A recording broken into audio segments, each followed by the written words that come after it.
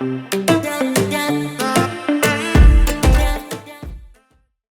is an update to show you the final working product of our zipline kit for kids and adults. But first, here's a refresher on everything that we unpacked from the box when it first arrived. We took everything out to check it for quality and to just get our heads wrapped around what was all in it and to, of course, read the instructions. After we did that, it was time to set it up, which, took a bit of time, but we got it figured out, and here's what we got. Are you ready?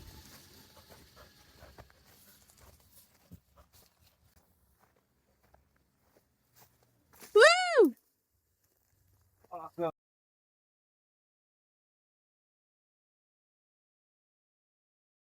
So here's how it looks.